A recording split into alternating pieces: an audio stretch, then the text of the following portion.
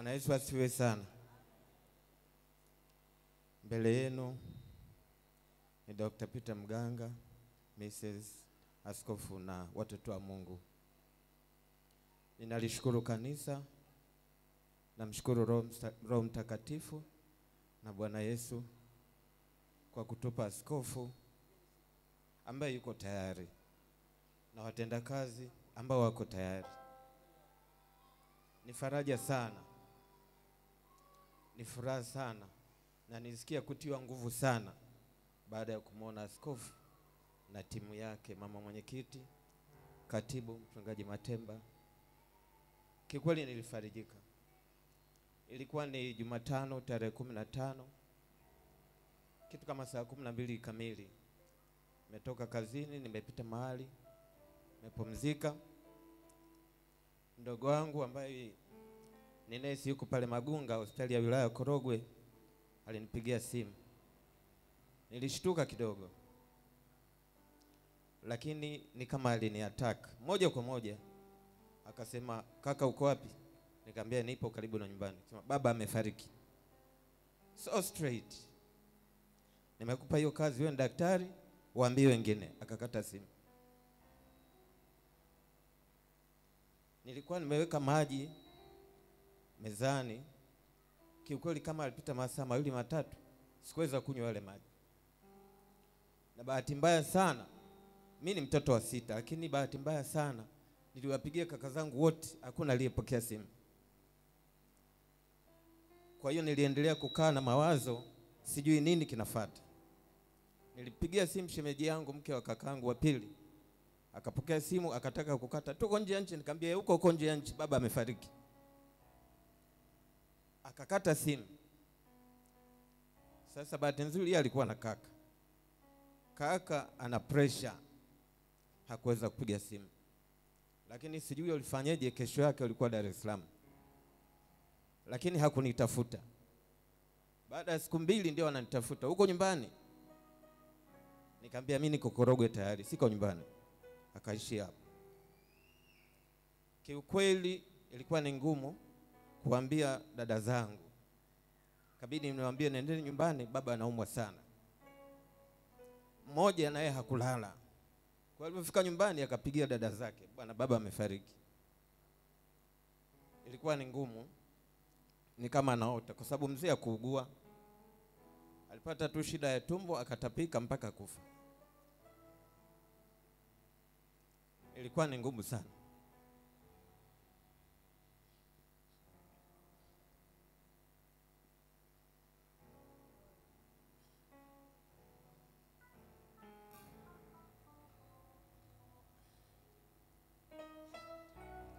Lakini tumepokea. Pamoja kwamba mzee alikuwa amekula, alikuwa na miaka 93, lakini alikuwa na nguvu zake zote. Yote kwa yote, nashukuru. Niliongea na mke wangu naye alipokea. Akasema tunaenda lini? Basi mimi nilitangulia akawaje. Nilipata nguvu sana ule usiku, jioni ile. Askofu alinipigia simu kwamba wanakuja. Baada ya muda nikajiuliza kweli ataweza peke yake? Akanipigia mzee Kibona, Dr. Mganga tuelekeze. Nikasema kweli hii safari ipo. Walivyoingia, of course walifika usiku, lakini walivyokuja ile asubuhi saa 5 saa 6, nilivyowaona nilishtuka. Nilienda barabarani, walikuwa wanataka kusogea kuzunguka, nikamwambia hapa shukeni muingie hapa. Of course nyumba yetu iko barabarani. Lakini nilifarijika tena, nikasikia kutiwa nguvu, nikasikia niko na kanisa.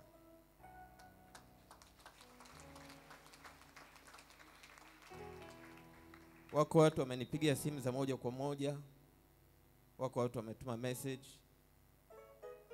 Mimi nahesabu kama ni kanisa wamenifariji wote, kwa sababu mwakilishi wetu, askofu wetu na kanisa ni mwili wa Kristo. Kila aliyoko hapa anamwakilisha Kristo. Kwa hiyo ninawashukuru wote kanisa. Nashukuru askofu sana. Namshukuru mheshimiwa jaji kwa sababu pia angesema atakuja kanisani usiende, lakini nakushukuru pia kaka yangu.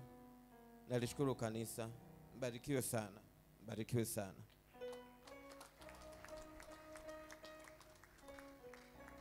Bwana Yesu asifiwe.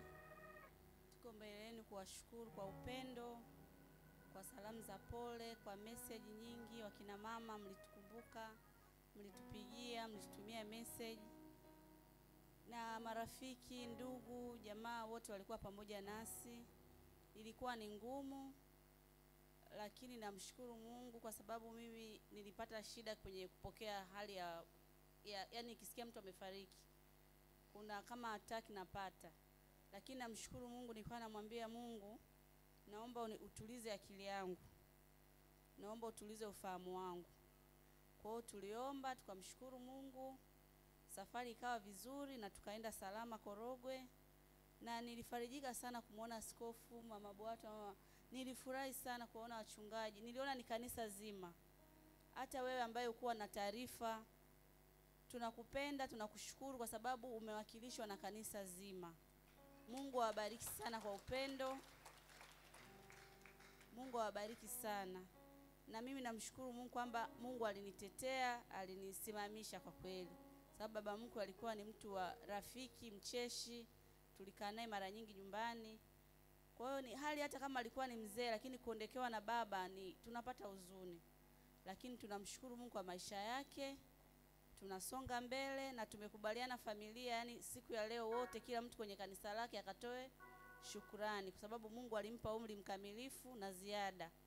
Na bado pia Mungu ametulinda kama familia, tumemaliza salama tukiwa wenye furaha na amani, tukimtukuza Mungu kwa ajili ya maisha ya mzee wetu.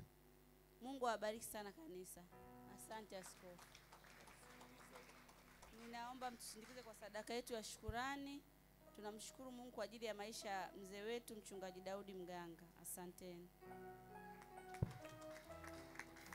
Asante. Tuwasindikize kwa sadaka ya shukrani. Karibuni kwa sadaka ya shukrani. Niseme nini